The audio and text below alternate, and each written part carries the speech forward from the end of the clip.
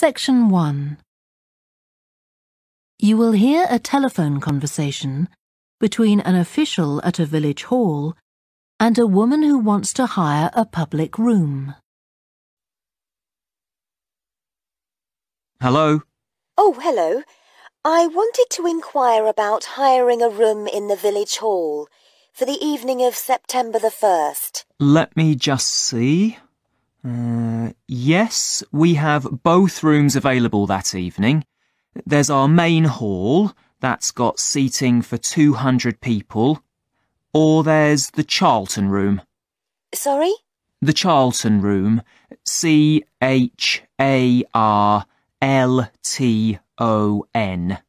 That's got seating for up to 100. Well, we're organising a dinner to raise money for a charity, and we're hoping for at least 150 people. So, I think we'll go for the main hall. How much would that cost? Let's see. You wanted it for the evening of September the 1st? Yes, that's a Saturday. So, from 6 p.m. to midnight, that'd be £115. That's the weekend price. It's £75 on weekdays. That's all right. And I have to tell you, there's also a deposit of £250, which is returnable, of course, as long as there's no damage. But we do insist that this is paid in cash. We don't take cards for that. You can pay the actual rent of the room however you like, though. Cash, credit card, cheque. Oh, well, I suppose that's okay. So, does the charge include use of tables and chairs and so on? Oh, yes. And what about parking? Yeah, that's all included. The only thing that isn't included is, you said you were organising a dinner? Yeah. Well, you'll have to pay extra for the kitchen if you want to use that. It's £25. It's got very good facilities, good quality cookers and fridges and so on. OK. Well, I suppose that's all right. We can cover the cost in our entry charges. Right, so I'll make a note of that. Now, there are just one or two things you need to think about before the event. For example, you'll have to see about getting a licence if you're planning to have any music during the meal. Oh, really? It's quite straightforward. I'll give you the details later on. And about a week or 10 days before your event, you'll need to contact the caretaker, that's Mr. Evans, to make the arrangements for entry. He'll sort that out with you. And do I give him the payment as well? No, you do that directly with me. Right. Now, is there anything I need to know about what happens during the event? Well, as you'll be aware, of course, the building is no smoking throughout. Of course. Now, are you having a band? Yes. Well, they'll have a lot of equipment, so rather than using the front door, they should park their van round the back and use the stage door there. You can open that from inside, but don't forget to lock it at the end. OK. And talking of bands, I'm sure I don't need to tell you this, but you must make sure that no one fiddles about with the black box by the fire door. That's a system that cuts in when the volume reaches a certain level. It's a legal requirement. Sure. Anyway, we want people to be able to talk to one another, so we don't want anything too loud. Oh, that reminds me. We'll be having speeches. Are there any microphones available? Yep, just let the caretaker know. He'll get those for you. Right, now, when the event is over, we do ask that the premises are left in good condition. So there's a locked cupboard, and you'll be informed of the code you need to open that. It's got all the cleaning equipment, brushes and detergent and so on. Right. So what do we need to do after everyone's gone? Sweep the floors, I suppose? Well, actually, they have to be washed, not just swept. Then you'll be provided with black plastic bags, so all the rubbish must be collected up and left outside the door. Of course. We'll make sure everything's left tidy. Oh, and I forgot to ask. I presume we can have decorations in the room? Yes, but you must take them down afterwards. Sure. And the chairs and tables should be stacked up neatly at the back of the room. I'll make sure I've got a few people to help me. Section 2. You will hear a guide talking to a group of visitors to a farm. Welcome to the Fiddy Working Heritage Farm. This open-air museum gives you the experience of agriculture and rural life in the English countryside at the end of the 19th century. So you'll see a typical farm of that period, and like me, all the staff are dressed in clothes of that time. I must give you some advice and safety tips before we go any further. As it's a working farm, please don't frighten or injure the animals. We have a lot here, and many of them are breeds that are now quite rare. And do stay at a safe distance from the tools. Some of them have sharp points, which can be pretty dangerous, so please don't touch them. We don't want any accidents, do we? The ground is very uneven, and you might slip if you're wearing sandals, so I'm glad to see you're all wearing shoes. We always advise people to do that. Now, children of all ages are very welcome here, and usually even very young children love the ducks and lambs, so do bring them along next time you come. I don't think any of you have brought dogs with you, but in case you have, I'm afraid they'll have to stay in the car park unless they're guide dogs. I'm sure you'll understand that they could cause a lot of problems on a farm.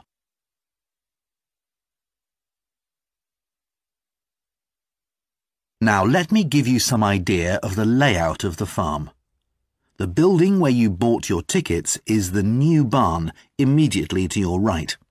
And we're now at the beginning of the main path to the farmland. And of course, the car park is on your left.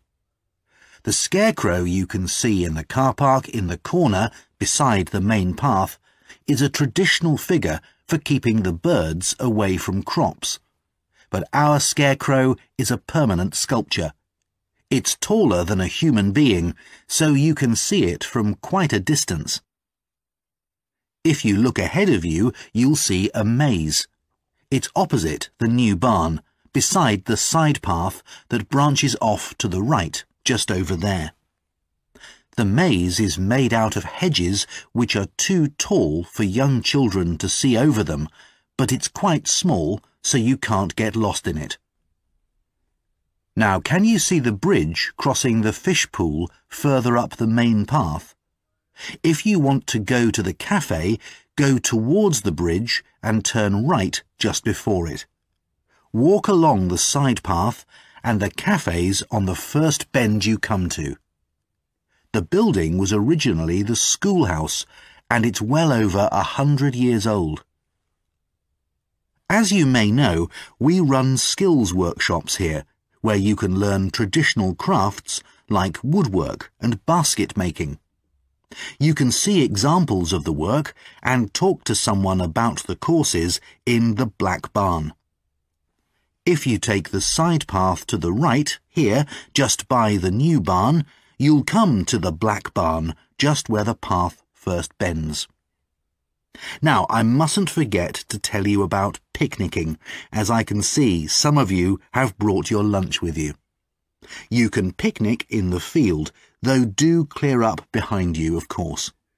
Or if you'd prefer a covered picnic area, there's one near the farmyard, just after you cross the bridge. There's a covered picnic spot on the right. And the last thing to mention is Fiddy House itself. From here you can cross the bridge, then walk along the footpath through the field to the left of the farmyard. That goes to the house, and it'll give you a lovely view of it. It's certainly worth a few photographs, but as it's a private home, I'm afraid you can't go inside. Right, well, if you're all ready, we'll set off on our tour of the farm. Section 3. You will hear two psychology students called Lisa and Greg discussing a project they have to do. OK, Greg, so I finally managed to read the article you mentioned, the one about the study on gender in physics. About the study of college students done by Akira Miyake and his team. Yeah, I was interested that the researchers were actually a mix of psychologists and physicists. That's an unusual combination. Yeah, I got a little confused at first about which students the study was based on. They weren't actually majoring in physics, they were majoring in what's known as the STEM disciplines. That's science, technology, engineering and math. Yes, but they were all doing physics courses as part of their studies. That's correct. So, as I understood it, Miyake and co. started from the fact that women are underrepresented in introductory physics courses at college, and also that, on average, the women who do enroll on these courses perform more poorly than the men. No one really knows why this is the case. Yeah, but what the researchers wanted to find out was basically what they could do about the relatively low level of the women's results. But in order to find a solution, they needed to find out more about the nature of the problem. Right. Now, let's see if I can remember. It was that in the physics class, the female students thought the male students all assumed that women weren't any good at physics. Was that it? And they thought that the men expected them to get poor results in their tests. That's what the women thought, and that made them nervous, so they did get poor results. But actually, they were wrong. No one was making any assumptions about the female students at all. Anyway, what Miyake's team did was quite simple, getting the students to do some writing before they went into the physics class. What did they call it? Values affirmation. They had to write an essay focusing on things that were significant to them, not particularly to do with the subject they were studying, but more general things like music or people who mattered to them. Right. So the idea of doing the writing is that this gets the students thinking in a positive way. And putting these thoughts into words can relax them and help them overcome the psychological factors that lead to poor performance. Yeah. But what the researchers in the study hadn't expected was that this one activity raised the women's physics grades from the C to the B range. A huge change. Pity it wasn't to an A, but still. No, but it does suggest that the women were seriously underperforming beforehand in comparison with the men. Yes. Mind you, Miyake's article left out a lot of details, like did the students do the writing just once or several times? And had they been told why they were doing the writing? That might have affected the results. You mean if they know the researchers thought it might help them to improve, then they just try to fulfill that expectation? Exactly.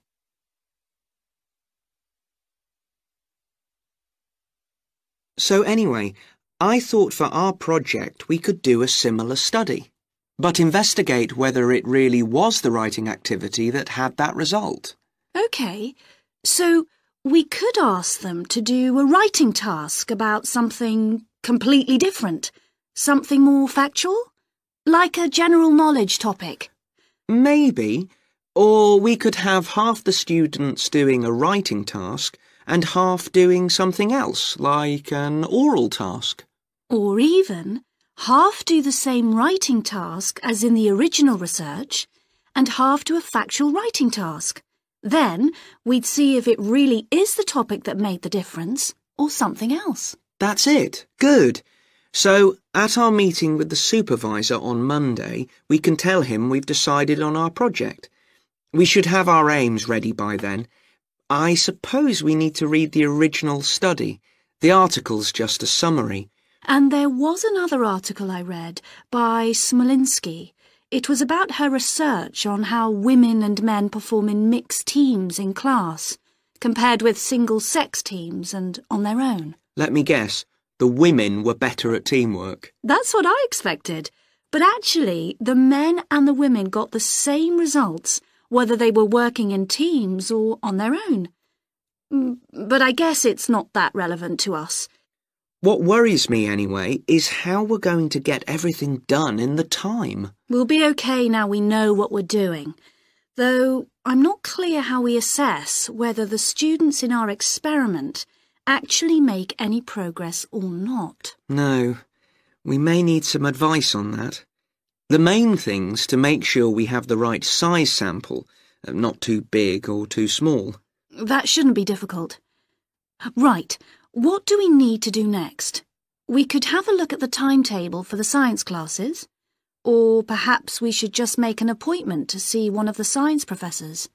That'd be better. Great. And we could even get to observe one of the classes. What for? Well, OK, maybe let's just go with your idea.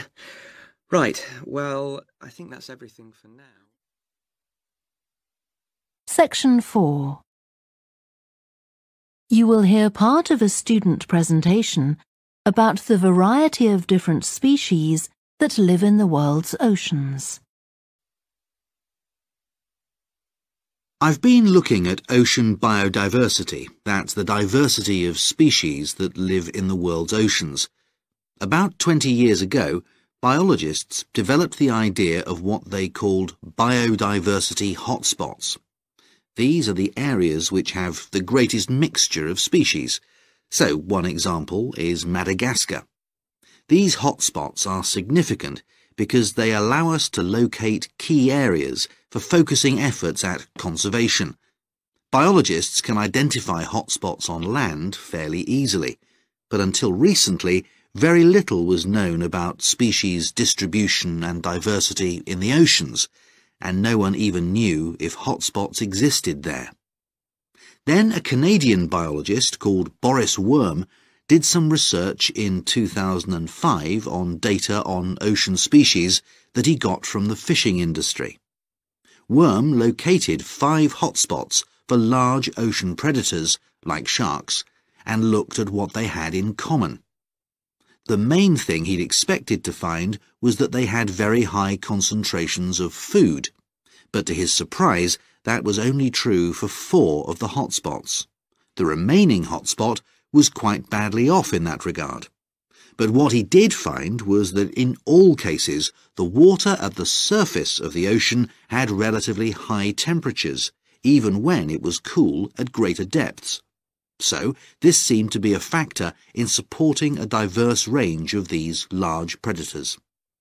However, this wasn't enough on its own, because he also found that the water needed to have enough oxygen in it. So these 2 factors seemed necessary to support the high metabolic rate of these large fish. A couple of years later, in 2007, a researcher called Lisa Balance, who was working in California, also started looking for ocean hotspots, but not for fish. What she was interested in was marine mammals, things like seals. And she found 3 places in the oceans which were hotspots, and what these had in common was that these hotspots were all located at boundaries between ocean currents. And this seems to be the sort of place that has lots of the plankton that some of these species feed on. So now people who want to protect the species that are endangered need to get as much information as possible. For example, there's an international project called the Census of Marine Life. They've been surveying oceans all over the world, including the Arctic. One thing they found there, which stunned other researchers, was that there were large numbers of species which live below the ice, sometimes under a layer up to 20 meters thick. Some of these species had never been seen before. They've even found species of octopus living in these conditions.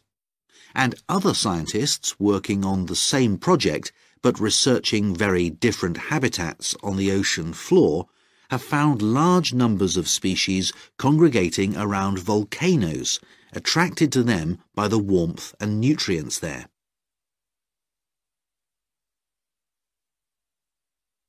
However, biologists still don't know how serious the threat to their survival is for each individual species. So a body called the Global Marine Species Assessment is now creating a list of endangered species on land, so they consider things like the size of the population, how many members of one species there are in a particular place, and then they look at their distribution in geographical terms. Although this is quite difficult when you're looking at fish because they're so mobile. And then thirdly, they calculate the rate at which the decline of the species is happening. So far, only 1,500 species have been assessed, but they want to increase this figure to 20,000. For each one they assess, they use the data they collect on that species to produce a map showing its distribution. Ultimately, they will be able to use these to figure out not only where most species are located, but also where they are most threatened. So, finally, what can be done to retain the diversity of species in the world's oceans? Firstly, we need to set up more reserves in our oceans, places where marine species are protected. We have some, but not enough.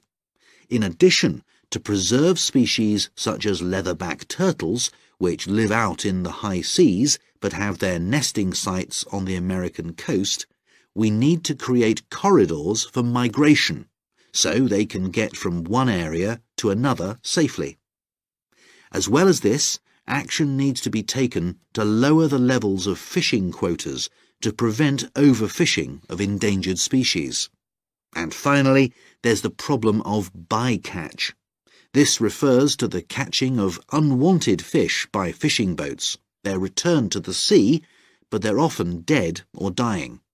If these commercial fishing boats used equipment which was more selective so that only the fish wanted for consumption were caught, this problem could be overcome. OK, so does anyone have any questions